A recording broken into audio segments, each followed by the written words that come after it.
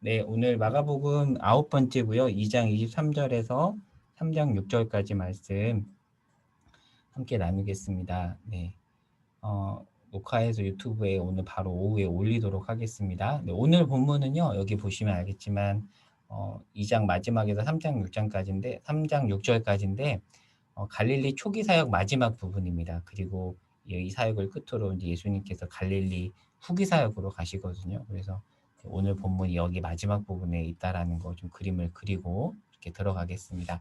네, 안식일에 관련된 본문이 나옵니다. 안식일에 예수님께서 이제 이삭을 자르시는, 또 제자들이 이삭을 자르는 그런 내용인데요. 앞에 문맥에 보면 2장 18절에서 22절, 오늘 본문 바로 앞이죠. 여기에 보면 예수님께서 율법을 새로운 부대에 담아야 된다라는 그런 말씀을 하시고 오늘 본문이 등장을 하기 때문에 앞에 문맥과 연결이 되겠죠. 그러니까 예수님께서 일부러 이렇게 이 말씀을 하시고 일부러 이 행동을 하신 것 같아요. 안식일에 밀밭 사이를 지나가십니다. 그러자 제자들이 이렇게 길을 열어요. 길을 열고 이삭을 자릅니다. 그러니까 우리가 겉으로 보면 많이 배고팠으니까 그런가 보다라고 생각할 수 있지만 이 당시 율법에 따르면 이렇게 안식일에 이삭을 자르면 안 됐거든요. 출애굽기 34장에 가면 이런 말씀이 있습니다. 너는 엿새 동안 일하고 일곱째 날 안식일이죠. 안식일에는 쉬라고 되어 있습니다. 그러면서 밭을 갈 때나 거둘 때에도 쉬라고 되어 있어요. 그런데 지금 예수님께서 율법을 새로운 부대에 담아야 된다는 말씀을 하시고 안식일에 이삭을 잘랐잖아요. 문제가 이제 생기겠죠. 자, 그런데 신명기 23장에 가면 또 이런 말씀이 있습니다. 이웃의 곡식밭에 들어갈 때는 내가 손으로는 이삭을 따도 된다고 되어 있어요. 하지만 낫으로는 따지 마라. 그러니까 손으로 따먹는 건 되지만 낫을 대지 말라라는 이런 말씀이 있습니다. 그러니까 이 말씀에 따르면 가난한 자가 배가 고플 때 이웃집 밭에 있는 이삭을 낫이 아니라 그냥 손으로 몇 개 이렇게 굶주림을 면하기 위해서 따먹는 것은 율법에 저촉되지 않는다라는 거죠. 단 담아가서는 안 됩니다. 이런 말씀이 있는데 이 두 말씀을 이렇게 연결을 해볼게요. 신명기 말씀은 낫을 대지 않는다면 이웃의 것을 먹어도 된다고 하는데, 자, 그러면 이런 질문이 들겠죠. 안식일에 배가 고프면 어떻게 해야 되는가? 배가 고파서 이삭을 주워 먹는 것도 안 되나? 안식일에. 이런 이제 아주 구체적인 이제 의문이 생기겠죠. 자, 핵심은 뭐냐면 안식일에 배가 고파서 이삭을 이렇게 손으로 따먹는 것을 일로 보는가 보지 말아야 되는가 여기에 이제 달려 있습니다. 낫을 대는 것은 당연히 일이지만 낫을 대는 거 말고 손으로 몇 개 따먹는 것 그게 일인가 아닌가 일이라면 율법에 저촉이 되고 일이 아니라면 율법에 저촉이 되지 않겠죠. 자, 그런데 바리새인들은 그렇게 손으로 이삭을 먹는 것도 일로 규정을 했고 그래서 예수님과 제자들이 안식일을 범했다라고 비난을 했습니다. 그래서 24절에 예수님에게 제자들이 안식일에 하지 못할 일을 했다고 이제 비난을 하는 거죠. 자, 그러면 이제 생각해 보기인데요. 자, 바리새인들은 극빈층이 아니니까 이 사람들의 사정을 몰라서 그렇게 그냥 무정하게 얘기한 걸까? 뭐 이런 생각도 들 수 있겠고요. 그리고 배고파서 굶주리는 것이 뭔지 몰라서 그런 걸까? 아니면 알고도 예수님을 비난하기 위해서 그렇게 말한 걸까? 한번 이 부분 한번 생각을 해보겠습니다. 자, 구약 말씀을 몇 개 볼게요. 출애굽기 35장 3절에 가면 안식일에는 불을 피우지 말라는 말씀이 있습니다. 자, 그렇게 본다면 불을 피우는 것도 일로 규정이 되겠죠. 자, 그런데 다른 구절에 보면 이런 표현이 있어요. 불 켜는 등잔대 그리고 등잔대를 들여놓아 불을 켜고 그리고 민수기 말씀에 가면 안식일에는 번제를 드릴 수 있거든요. 자, 근데 번제는 말 그대로 번트 오퍼링이잖아요. 그러니까 뭔가를 태워야 되잖아요. 그러면 불을 펴야겠죠. 여기서는 안식일에 불을 피우지 말라고 했는데 안식일에 번제를 드려도 된다라고 한다면 번제 때 이렇게 피는 불은 일로 규정하지 않는 건가? 뭐 이런 이제 세부적인 질문이 들 수 있어요.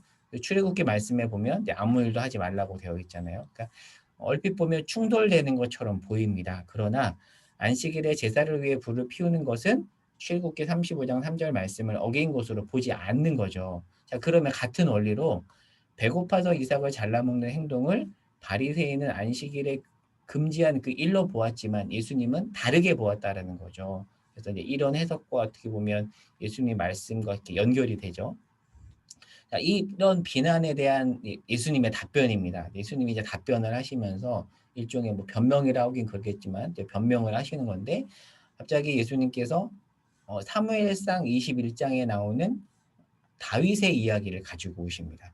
다윗도 제사장만 먹는 진설병을 먹지 않았느냐 그러니 나는 잘못한 게 아니다라고 말씀을 하시는 건데 이 말씀을 이해하기 위해서 사무엘상 21장으로 가보겠습니다. 그냥 내용을 설명할게요. 어떤 내용이냐면 다윗이 이제 자신을 죽이려는 사울을 피해서 노브로 도망을 갑니다. 그리고 제사장 아히멜렉에게 가요.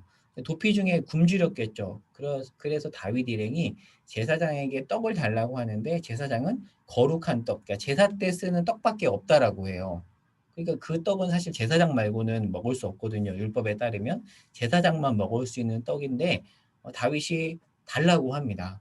그러자 이제 제사장이 함께 있는 일행이 거룩하면 내가 주겠다라고 하고 다윗이 거룩하다라고 하자 괜찮다라고 하자 제사장이 그 떡을 주고 다윗과 일행이 떡을 먹습니다. 어떻게 보면 율법을 어긴 거죠.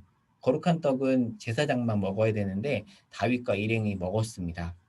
소년과 다윗은 제사장이 아닌데 먹었죠. 그렇다면 다윗과 아히멜렉과 다윗은 율법을 어긴 것인가? 근데 이거 유심히 관찰하시는 분은 의문이 들 수 있는데요. 마가복음에는 아비아달이라고 되어 있는데 사무엘상에는 아히멜렉이라고 나와 있어요. 그러면 다른 인물인가? 아니에요. 아히멜렉도 아버지와 같은 아비아달의 성을 가졌을 거라는 건데요. 사무엘상에 보면 아히멜렉의 아버지가 아비아달이에요. 그러니까 아빠와 아들은 성이 같잖아요. 그러니까 둘이 이제 같은 인물이라는 거죠. 그런데 유심히 관찰하시는 분은 뭐지 이름이 다른데 할 수 있는데 이제 둘은 동일 인물이다라는 거 참고로 말씀을 드리고 이제 넘어가 보겠습니다. 자, 그러면 예수님께서 왜 다윗을 언급하셨는가? 아마도 다윗의 지위와 권위를 생각나도록 한 것으로 보입니다. 왜냐하면 다윗은 왕이고 동시에 메시아의 조상이잖아요. 다윗에게 사무엘상에서 문제가 없었다면 예수님에게도 문제가 없다라는 거죠. 왜요? 다윗이 가리키는 이가 예수고 다윗보다 더 큰 이가 예수이기 때문에 지금 이런 이유에서 예수님께서 이렇게 말씀을 하시는 거죠. 그러면서 27절에 이렇게 말씀하십니다. 안식일이 사람을 위해 있지 사람이 안식일을 위해 있지 않다라고 합니다. ESV 스터디 바이블 설명을 읽어볼게요. 인간이 안식일의 제한을 받는 것이 아니라 오히려 안식일이 인간에게 선물로 주어진 것임을 못하네요. 강조합니다. 28절에 예수님이 안식일의 주인이라고 하죠. 그래서 예수님은 행동 문제가 없습니다. 왜요? 예수님이 안식일의 주인이니까. 이 말은 곧 예수님 안에서 안식일이 성취되었다라는 뜻입니다. 그러니까 여기서 표현을 잘 이해해야 되는데요. 안식일을 예수님이 무시한 게 아니라요. 성취한 겁니다. 무시한 게 아니라 성취한 것이다. 이렇게 이제 하나 정리하고요. 자, 이 예수님의 답변에 대한 또 다른 설명을 제가 한 책의 내용을 가져왔는데요. IBP 소책자가 있어요. 1,000원도 안 하는 소책자. 앉은 자리에서 한 30분도 안 걸릴 거예요. 읽을 수 있는 작은 소책자에 이와 관련된 내용이 나와서 제가 그대로 가져왔거든요. 그냥 한번 쭉 읽어볼게요. 이 책의 저자는 이렇게 말을 해요. 참된 성경적인 원리는 시대와 문화에 상관없이 언제 어디서나 영향력을 발휘하지만 이와 달리 규칙은 어느 한 시기, 배경, 어떤 종교적인 생활 방식이나 특정한 상황에서만 구속력을 갖는다. 마가복음에도 있고 마태복음에도 있는 그런 본문이죠. 마태복음 12장에서 안식일에는 이삭을 잘라 먹어서는 안 된다라는 바리새인들의 지침이 있는데 이것은 안식일을 거룩하게 지키라는 계명의 그 기원을 두지만 자신들의 삶의 방식에 맞추어 만든 규칙이라고 얘기합니다. 그러나 예수님이 말씀하신 안식일이 사람을 위하여 있다라는 것은 원리이다. 항구적인 원리이다. 그러니까 예수님은 바리새인들의 규칙이 그들에게 맞지 않는다고 하지 않으셨다. 다만 자신들의 규칙을 원리의 위치까지 높인 것에 대해서 잘못했다라고 말씀하셨다라는 거죠. 그래서 이 책의 저자는 규칙이라는 단어와 원리라는 단어로 이 본문을 풀어서 설명을 합니다. 다윗과 아히멜렉의 일화 중에서 진설병과 관련된 규칙은 거룩한 떡은 제사장들만 먹을 수 있다라는 거잖아요. 하지만 이 규칙은 배고픈 사람에게는 먹을 것을 주라는 원리보다는 하위의 것이었다. 마찬가지로 안식일에는 불을 피우지 말라는 것은 규칙이고 안식일에 번제를 드리라는 것은 원리이다. 이렇게 이 책의 저자는 설명을 해요. 그래서 원리와 규칙에 대해서 한번 이렇게 정리하면 좀 성경을 좀 해석하는 데 도움이 되겠죠. 그래서 생각거리를 하나 적어봤습니다. 신앙생활 중에서 규칙을 원리로 격상시킨 예가 있겠죠. 그리고 원리를 규칙으로 제한한 예도 있을 수 있습니다. 한번 그거를 한번 오늘 이 시간 끝나고 나서 한번 정리해 보면 좋을 것 같아요. 의외로 내 신앙생활에 있어도 굉장히 이렇게 뭐라 그럴까요? 경직되면 규칙을 원리로 격상시킬 수도 있습니다. 그리고 또 너무 이제 늘어지거나 이렇게 뭐라 그럴까요? 방임이 이렇게 강화되면 원리가 규칙으로 이렇게 제한돼서 약간 이렇게 무시될 수도 있는 그런 일이 있을 수 있는데 한번 이 부분에 대해서 한번 생각해 보면 좋을 것 같고요. 다음 본문입니다. 마가복음 3장 이제 3장으로 넘어가는데요. 안식일과 관련된 또 다른 사건이 일어납니다. 자, 뭐라고 표현되어 있냐면 다시 회당에 들어가셨다라는 이렇게 표현이 있어요. 이렇게 다시라는 이런 단어는 성경을 읽을 때 유심히 바라봐야 되는 그런 표현인데 다시 예수님이 회당에 들어가시니 한쪽 손 많은 사람이 있고 사람들이 주시하고 있습니다. 자, 안식일 논쟁 이후에 바리새인들이 꼼짝없이 예수님께 당했죠. 그렇죠. 물론 예수님이 일부러 공격하려고 한 건 아니지만 어찌됐건 바리새인들 입장에서는 당황스러운 그런 상황이었습니다. 자기들이 예수님을 무너뜨릴 거라고 생각했는데 오히려 당했죠. 그래서 이 바리새인들은 반격의 기회를 계획했을 것입니다. 이제 왜 제가 이렇게 정리했냐면 근거가 있어요. 1절에 보면 회당에 들어갔을 때 한쪽 손 마른 사람이 있었다고 되어 있고 2절은 사람들이 예수를 고발하기 위해 예수님이 그 사람을 안식일에 고치는가 안 고치는가 예의주시하고 있었다라고 말하거든요. 그러니까 지금 고발이라는 단어를 좀 유심히 봐야 됩니다. 자, 그럼 이제 손 마른 사람이 어떤 사람인가를 좀 볼게요. 누가복음에서는 이 사람이 오른손이 마른 사람이라고 되어 있거든요. 손이 말랐다는 것도 중요하지만 오른손이 말랐다는 것도 굉장히 중요합니다. 왜냐하면 이 당시에 왼손은 부정적인 의미가 있었기 때문에 대부분의 사람들이 일을 할 때는 오른손으로 일을 했습니다. 사실 우리나라에서도 여기 계신 이제 어르신 분들은 50이나 60 이렇게 넘으신 우리 집사님 원사님들은 이 느낌 잘 아시잖아요. 예전에 아이들이 왼손으로 뭐 먹으면 이렇게 부모님들이 막 못 쓰게 하고 막 그런 거 있었잖아요. 그래서 왼손은 부정하다. 근데 이 당시 사회에서도 이런 인식이 있었어요. 그래서 오른손이 마르면 어떻게 되죠? 왼손을 쓸 수밖에 없잖아요. 근데 왼손은 부정해요. 그러니까 이 사람은 손이 마른 것도 부정하지만 왼손을 쓸 수밖에 없었기 때문에 더 부정하다라는 게 부정이 더 이렇게 합쳐지는 그런 존재였습니다. 하나만 참고로 말씀드리면 사사기에 가면 사사 중에서 왼손잡이 에웃이라고 있잖아요. 근데 성경에서는 왼손잡이라고 표현되어 있지만 히브리어 원문을 직역하면 오른손에 장애가 있다라고 되어 있어요. 근데 성경에서는 의역해서 왼손잡이라고 한 거죠. 근데 그러니까 에웃은 원래 태생부터 왼손잡이가 아니라 오른손에 장애가 있어서 어쩔 수 없이 왼손을 이렇게 쓴 사람이었습니다. 그러니까 부정적인 사람이면서 핸디캡이 있는 사람인 거죠. 그런데 그런 핸디캡이 있는 사람을 통해서 하나님께서 이스라엘을 구원하셨잖아요. 이제 그런 의미가 이 안에 있는데 마찬가지로 이 오른손이 마른 사람은 오른손을 쓸 수 없어서 왼손으로 부정한 왼손을 사용하는 그런 사람이었습니다. 자, 그런데 외경에 보면요. 이 사람의 직업이 석공이라는 기록이 있습니다. 제가 하나만 좀 정리해 볼게요. 성경은 아니지만 외경이 있고요. 위경이 있습니다. 위경은 말 그대로 이단 문서예요.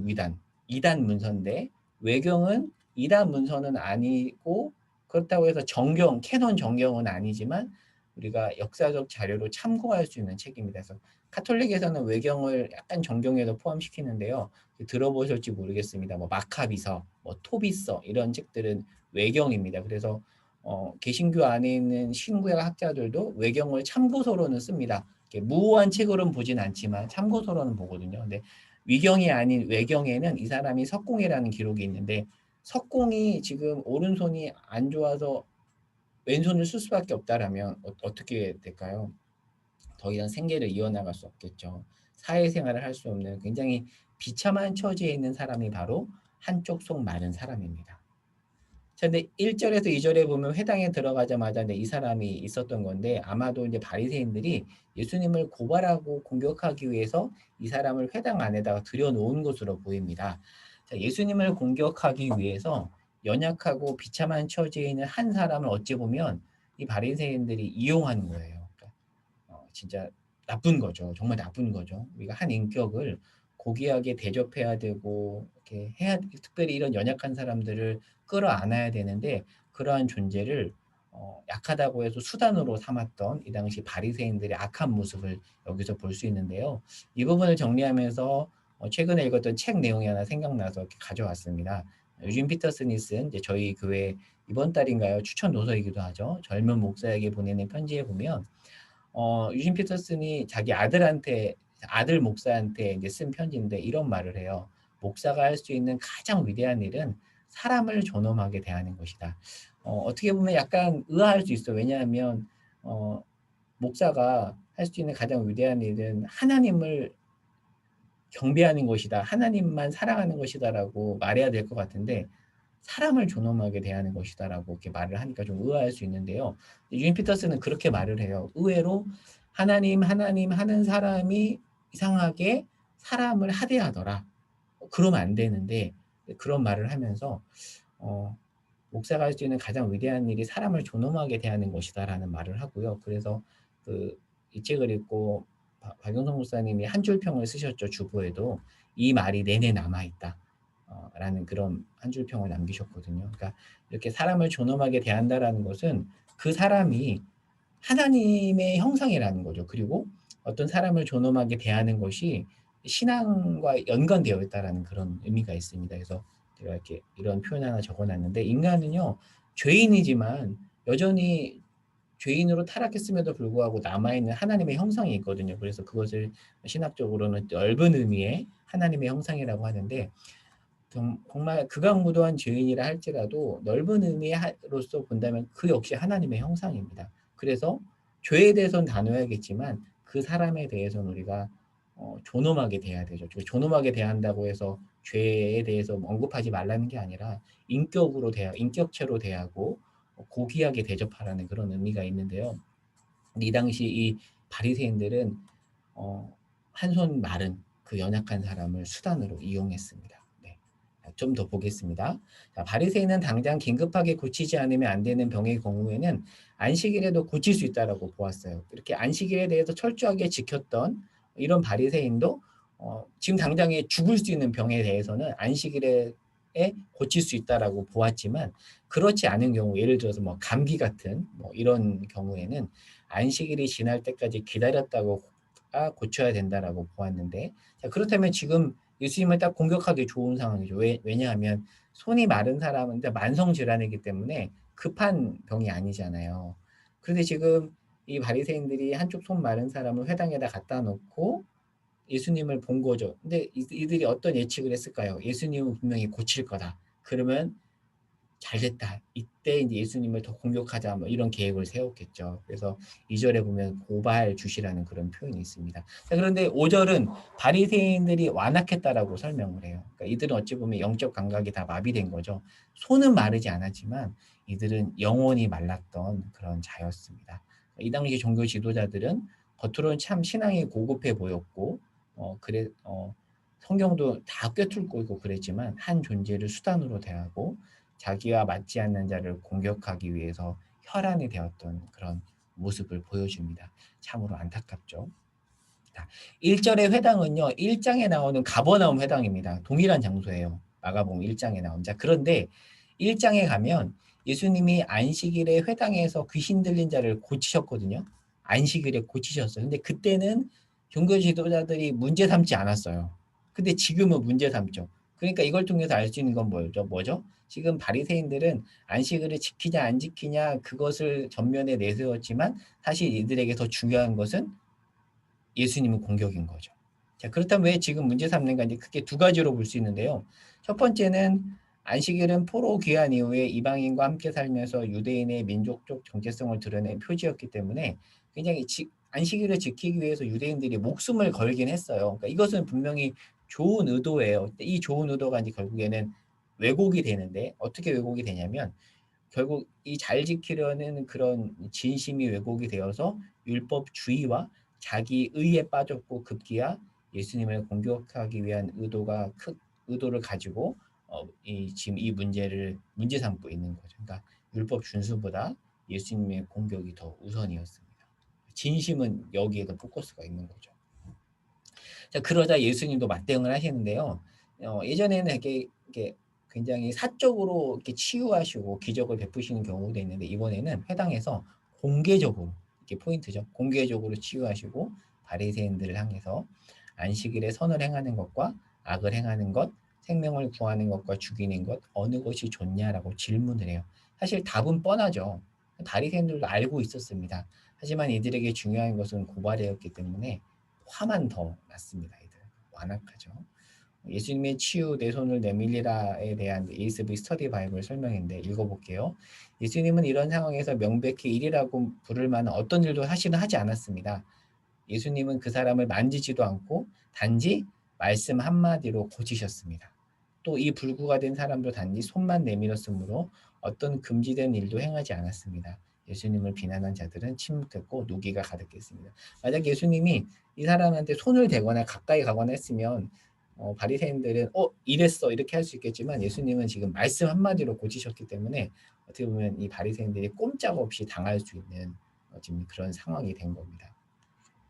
예수님의 반응과 바리새인의 반응. 자, 결국 이들이 너무 이제 화가 나서 어떻게든 예수님을 무너뜨릴 수 없네라고 판단을 하고 누구를 찾아가냐면 헤롯 당을 찾아갑니다. 바리새인들이 헤롯 당을 찾아가는데 사실은 바리새인과 헤롯 당은 정치적으로 완전히 대립각에 있는 존재들이거든요. 근데 지금 그게 지금 문제가 아니에요. 왜냐하면 어떻게든 목적은 예수님을 죽이는 것이고 공격하는 것이기 때문에 헤롯 당을 찾아갑니다. 예수님을 죽이는 것이 1차 목표였죠. 이 바리새인들은 율법을 철저하게 지키려고 애쓴 자들인데 그런 그들이 이웃사랑을 외면하고요. 한 생명을 자기들과 맞지 않는다 해서 죽이려고 합니다. 그러니까 6절에 보면 예수님을 죽이려고 해요. 그런데 굉장히 아이러니한 게 바리새인들은 율법을 정말 열심히 지키려고 했잖아요. 근데 십계명 6계명에 가면 살인하지 말라고 돼 있잖아요. 그 율법을 철저하게 지켜야 되는데 지금 예수님을 죽이려고 하죠. 안식일은 철저히 지키려고 하면서 왜 10계명, 6계명을 지키지 않는가? 그러니까 이들이 어떤 자들인지 여기서 우리가 잘 알 수 있죠. 10계명, 6계명은 살인하지 말라고 하는데 율법에서 금지된 살인은 사실 불법적 살인입니다. 합법적 살인은 성경에서도 허용을 해요. 이 부분은 좀 뒤에서 살펴볼게요. 근데 이들이 지금 바리새인들이 예수님을 죽이려는 행위는 분명하게 불법적 살인입니다. 계명을 철저하게 지킨다면서 왜 십계명을 쉽게 어기든가 자가당착이고 모순적인 행동이죠. 속된 말로 내로남불인 거죠. 내로남불. 헤롯 당과 의논하는 장면으로 가보겠습니다. 이제 마지막 부분이에요. 헤롯 당은 헤롯 가문의 정치적, 경제적인 영향력 확대를 위해 느슨하게 연대된 유대인들 그룹입니다. 유대인들 그룹, 그러니까 일종의 뭐라고 할까요? 유대인들 입장에서는 약간 매국노 같은 그런 애들이에요. 그러니까 정통 유대인 입장에서 보면 배신자들이죠. 그러니까 이들은 로마와 결탁되었기 때문입니다. 이들은 바리새파 그룹과 정치적 성향이 매우 달랐습니다. 그러나 이들은 한 목적을 위해 뭉칩니다. 견원지간인데 예수님을 죽이는 그 한 목적을 위해서 뭉치죠. 시편 2편 2절의 성취입니다. 2편에 가면 세상의 군왕들이 나서며 관원들이 서로 꾀하여 여호와와 그의 기름 부음 받은 자를 대적하며 이 말씀이 지금 성취인 거죠. 그러니까 우리가 지난번 성경 공부 내용에서 예수님의 제자 중에 가나나의 시몬과 마태가 한 공동체로 부름받은 거 살펴봤잖아요. 이들도 완전히 다른 어떤 그룹인데 예수님이 하나로 뭉치셨죠. 그러니까 이것과 지금 이 헤롯과 바리새인이 합쳐진 것은 비슷해 보이지만 다릅니다. 뭐가 다를까요? 목적이 다르죠. 그러니까 이 헤롯 당과 바리새인들이 뭉친 것은 자기 유익을 위해서 뭉친 거지만 시몬과 마태는 하나님 나라를 위해서 뭉쳤죠. 그러니까 우리가 그때 살펴봤잖아요. 우리가 하나님 나라를 위해서라면 정말 나와 다른 사람과도 우리가 연합할 수 있다. 이런 메시지 우리가 그때 살펴봤죠. 근데 지금 얘네들은 오직 자기 유익을 위해서 뭉친 겁니다. 그래서 그냥 짧은 메시지 하나 적어봤어요. 나는 나와 다른 사람과 어떤 목적으로 뭉치고 있는가 한번 그냥 간단하게 생각해 보면 좋을 것 같습니다. 네. 바리새파는 신학적으로 예수님을 공격하려고 했다 하지만 그렇게 하기 어렵다는 판단을 내리고 이제 정치적인 방법을 이용합니다. 그래서 헤롯 당과 공모했죠. 이렇게 본다면 바리새파가 신학적 거창함과 경건함을 드러냈을 때에도 사실은 그것들이 자기 치장에 불과했다는 것을 알 수가 있습니다. 근데 이 바리새파가 헤롯 왕과 합칠 수밖에 없었던 이유가 7절에 나와요. 큰 무리라는 표현이 있는데요. 이 바리새파는 또 사람들의 반응을 정말 예민하게 생각을 합니다. 이들에게 있어서 인기는 중요한 요소이기 때문에 사람들의 반응을 무시할 수 없었죠. 그래서 큰 무리의 눈치를 또 봐요. 사실 그 빌라도도 그렇고요. 예수님 죽일 때도 보면 그렇잖아요. 자꾸 사람들이 소요를 일으킬까 봐 지연시키고 그러잖아요. 자꾸 대중의 눈치를 또 봅니다. 그러다 보니까 대중의 눈치를 피해서 간교한 방법을 짜낸 거죠. 그들의 악한 그런 모습을 여기서 볼 수가 있습니다. 바리새인은 성경을 잘 알고 있었어요. 그런데 안타깝게도 그 알미 사랑으로 연결되지 않았습니다. 그러니까 걸어다니는 성경이었어요. 툭툭 찌르면 성경이 다 나오는 정말 그런 사람이었는데 참 안타깝게도 그 알미 사랑으로 연결되지 않았죠. 역사 속에서도 수많은 신학 논쟁이 있었는데요. 이 본문을 통해서 이런 생각을 해볼 수 있을 것 같아요. 하나님을 바르게 알고 알리기 위한 논쟁이었는가 아니면 공격하고 나를 드러내기 위한 논쟁이었는가. 자, 그렇다면 우리에게 이렇게 적용해서 이런 질문을 할 수 있겠죠. 우리는 무엇을 위해 성경을 공부하는가? 무엇을 위해 성경을 읽는가? 이런 질문을 할 수 있겠죠. 조영민 목사님, 그 합정동에서 나눔교회를 담임하시는 조영민 목사님이 쓰신 교회를 사랑합니다라는 책에 보면 이런 내용이 있어서 이제 기대를 가져왔는데요. 이러면 도전을 하세요. 우리가 진리를 소유한 후에 이웃을 더 많이 사랑하게 되었는지, 공동체를 위해 자신을 내어주는 일이 더 많아졌는지 꼭 물어야 합니다. 왜냐하면 참 진리는 사랑으로 역사하기 때문입니다. 아무리 아름다운 진리라 해도 그로 인해 공동체가 깨어진다면 그것은 결코 그리스도가 우리에게 주신 지혜일 수 없습니다. 그러니까 어떤 이런 경우가 있잖아요. 열심히 성경 공부하고 막 배우는데 그 배운 사람 때문에 공동체가 막 어지러워져요. 그러면 안 된다라는 그런 도전입니다. 내가 성경을 열심히 읽고 기도하고 봉사했다라면 그것이 어떻게 열매로 나타나야 된다라는 거죠. 이웃을 사랑하고 또 공동체를 위해서 나를 내어주는. 그래서 굳은 일, 누가 하지 않으려는 일에 대해서 누가 알아주지 않아도 기꺼이 헌신하는 어떤 그런 열매로 나타난다라는 그런 말입니다. 그래서 이 내용을 읽으면서 또 지난번에 간단하게 정리했던 갈라디아서 말씀이 또 생각이 났어요. 사랑으로서 역사하는 믿음. 그러니까 믿음이 사랑을 통해서 드러난다라는 거죠. 그래서 사랑과 믿음은 분리되지 않는다. 다른 말로 한다면 사랑과 성경 공부는 분리되지 않는다. 우리가 또 이렇게 볼 수 있겠죠. 우리가 지금 이렇게 부모 기도 모임에서 하나님 앞에 기도하고 말씀을 배우는 것이 이렇게 사랑으로 우리 삶 속에서 이렇게 드러날 수 있기를 바랍니다. 네, 이제 적용 및 도전 이 부분하고 이제 마칠게요. 네, 적용 및 도전 부분에서는 아까 우리 살인에 대해서 나눴는데요. 6계명을 그냥 간단하게 정리해 보겠습니다. 바리새인들은 율법을 철저하게 지켰지만 예수님을 죽이려 함으로써 6계명을 도외시했죠. 근데 물론 나름 근거가 있습니다. 왜냐 그 부분을 살펴볼게요. 6계명은 살인하지 말라인데요. 목적은 없습니다. 원문은 로 라차인데요. 킹제임스하고 NIV가 조금 다르게 이렇게 번역을 하는데 킹제임스는 이렇게 킬이라는 단어를 쓰고요. NIV하고 NASB에서는 murder라는 단어를 쓰는데요. 킬이라고 쓴다면 좀 달라지겠죠. 만약에 킬 킬하지 말라라고 한다면 모든 어떤 동물을 포함해서 모든 것을 죽이는 것이 금지되겠지만 만약에 머더라고 한다면 사람을 죽이는 것만 허용되지 않기 때문에 동물을 죽인다거나 이런 것은 허용될 수 있다라는 식으로 또 나올 수 있겠죠. 그래서 킬이냐 머더냐 이것도 약간 논쟁거리가 있습니다. 그래서 뭐 단어가 뭐냐에 따라 또 해석이 달라질 수 있기 때문에 여기 정리해놨죠. 킬이 맞다면 모든 생명체를 죽이면 안 되어서 육식, 전쟁, 사형 모두 허용될 수 없잖아요. 그렇죠. 모든 게 허용이 되지 않겠지만 그러나 머더가 맞다면 이제 또 다른 육식은 또 허용이 되겠지만 전쟁이나 또 사형제도가 걸립니다. 그래서 사실 6계명은 굉장히 복잡한 문제입니다. 분명히 살인하지 말라고 되어 있는데 그러면 전쟁은 살인 아닌가? 뭐 사형은 살인 아닌가? 근데 또 어떤 보수주의자들은 사형은 또 성경적이라고 얘기하고 뭐지? 이런 이제 생각이 들 수 있잖아요. 이제 그 부분 한번 풀어볼게요. 그러니까 이 당시 바리새인들도 아마 이제 이런 것에 대한 나름의 정리된 내용들을 갖고 있었을 텐데 한번 보겠습니다. 성경은 방대한 책이기 때문에 늘 해석의 차이가 있습니다. 그래서 반드시 중요한 두 가지 기준을 따라야 되는데요. 해석을 할 때 먼저는 전체적인 맥락에서 봐야 됩니다. 그 맥락만 볼 게 아니라 전체 맥락에서 봐야 되고, 두 번째는 수천 년간 선배들과 교회가 공적으로 치열하게 고민해 정리한 내용을 참고해야 됩니다. 그래서 반드시 성경을 해석할 때는요, 공동체 합의된 전제를 가지고 봐야 돼요. 물론 이것도 사람들이 정리한 거기 때문에 오류가 있을 수 있겠지만 오랜 기간 동안 축적되어 온 기준이기 때문에 이걸 참고해야 됩니다. 그래서 어느 날 갑자기 누군가가 툭 튀어나와서 성경을 탁월하게 해석을 해도 그게 공동체 합의된 전제와 맞지 않는다라면 우리가 조심해야 됩니다. 그래서 이게 이런 경우가 되게 많거든요. 갑자기 누가 정말 해석을 잘한대.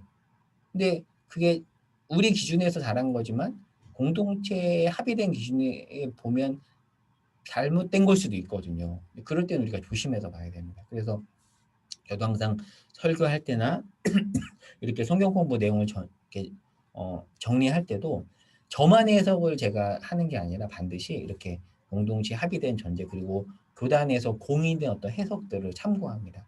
나만의 해석은 위험한 거죠. 나만. 근데 그래서 이제 이 육계명도 나만의 해석을 배제하고 공동체 합의된 전제를 가지고 해석을 해야 되는데, 논쟁거리가 이제 목적에 따라서 논쟁거리가 많이 붙을 수 있기 때문에 사족이 많이 붙습니다. 그래서 전체 맥락과 공동체 합의된 틀에 근거해서 한번 간략하게 볼게요. 캐리냐 머더냐인데요. 성경은 육식을 또 허용합니다. 창세기 9장 3절에 따르면 하나님의 선물로 인식을 합니다. 그러나 함부로 동물을 죽이라고는 하지 않아요. 그러니까 육식은 허용하지만 함부로 죽이지 말라고 합니다. 출애굽기 말씀에서는 원수의 동물도 도우라는 말씀과 이제 이것과 연결이 되죠. 그러니까 이렇게 정리할 수 있어요. 합법적이고 정당한 도축은 허용하지만 불법적인 남해까지 허용하는 것은 아닙니다. 이렇게 본다면 사실 육계명의 죽이지 말라의 영어 단어는 킬보다는 머더로 번역하는 것이 좀 적절하다라고 보통 학자들이 봅니다. 그러니까 살인하지 말라는 거죠. 근데 또 성경을 읽다 보면 의문이 들 수 있어요. 왜냐하면 종종 죽이라라는 표현들이 나오거든요. 레위기 20장에 가면 이방신에게 자식을 바친 경우 죽이라라고 되어 있고요. 민수기 35장에 고의로 사람을 죽인 사람에 대해서도 죽이라고 되어 있어요. 그러면 그 말씀은 육계명과 이렇게 배치되는 게 아닌가라는 생각이 또 들잖아요. 그렇죠? 어렵죠. 그렇죠? 그래서 이제 여기서 정리해 보겠습니다. 구약에서 죽이다를 뜻하는 여러 단어가 있는데 육계명에 나오는 이 죽이다라는 이 라차라는 단어는 불법적 살인을 일컫습니다. 예를 들어서 전쟁에서 사람을 죽인다거나 정당방어로 사람을 죽였을 때 죽이다라는 단어는 이 단어가 아니에요. 그래서 교회는 전통적으로 육계명의 살인을 불법적인 살인으로 봤고, 그래서 육계명을 불법적 살인을 하지 말라라고 해석을 했어요.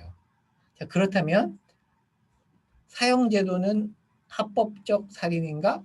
이런 이제 생각이 들 수 있잖아요.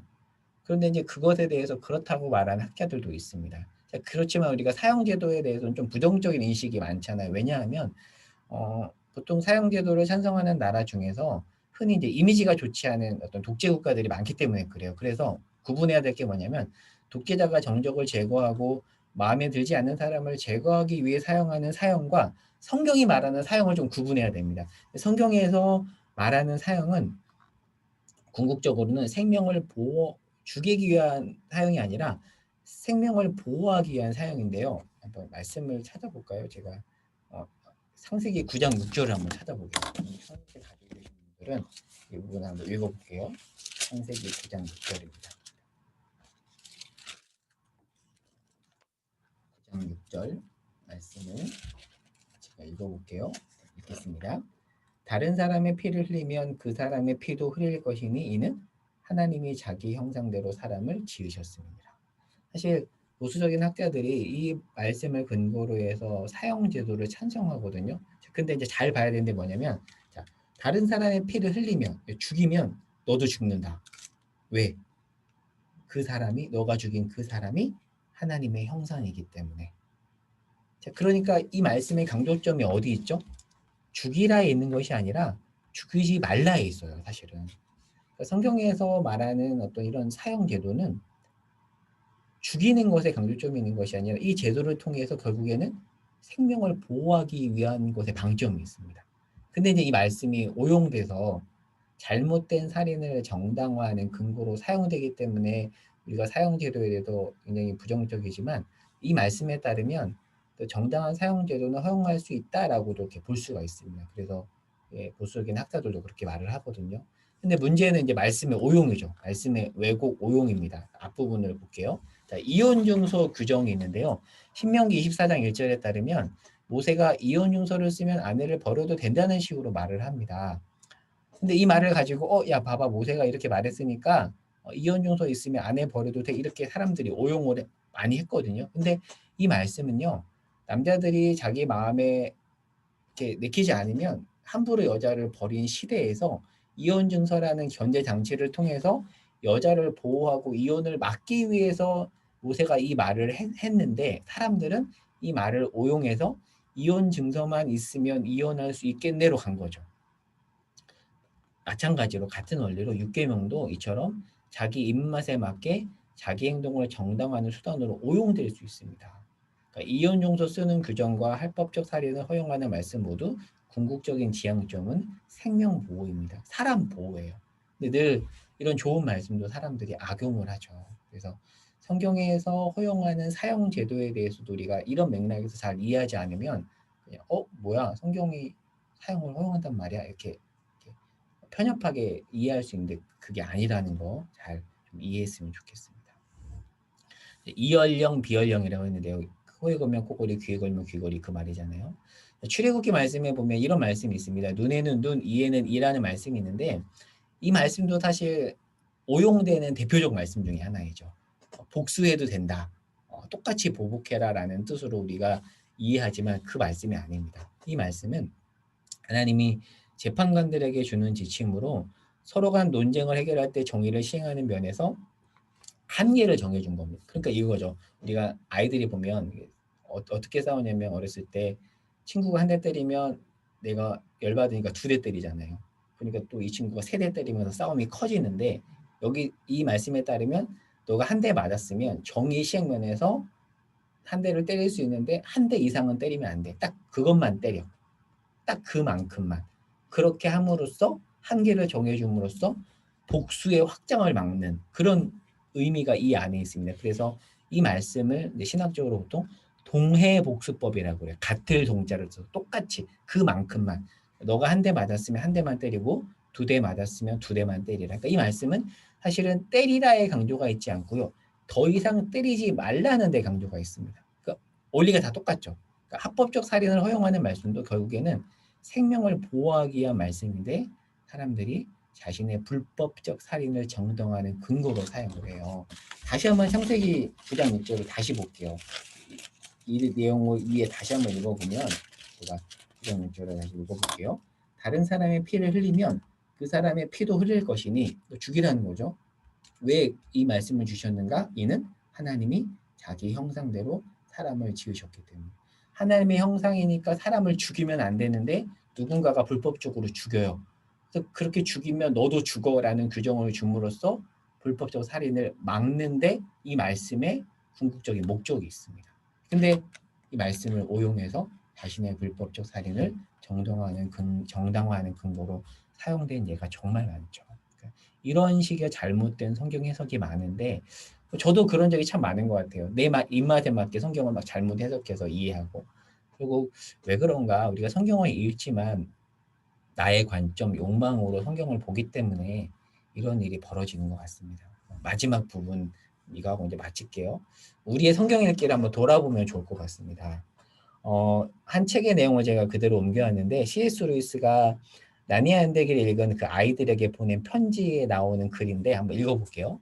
루이스가 이런 말을 합니다. 네가 말한 밖에서 자신을 본다는 것이 어떤 의미인지는 충분히 이해한다. 이건 일상적인 경험은 아니야. 보통 사람들은 안에서 밖으로 세상을 보거든. 즉 자기 자신을 객관적으로 볼 수 없다는 말이지. 저는 이 표현이 참 좋더라고요. 그래서 이 책을 읽고 저를 좀 돌아보게 됐어요. 나는 세상과 사람을 어떻게 보지?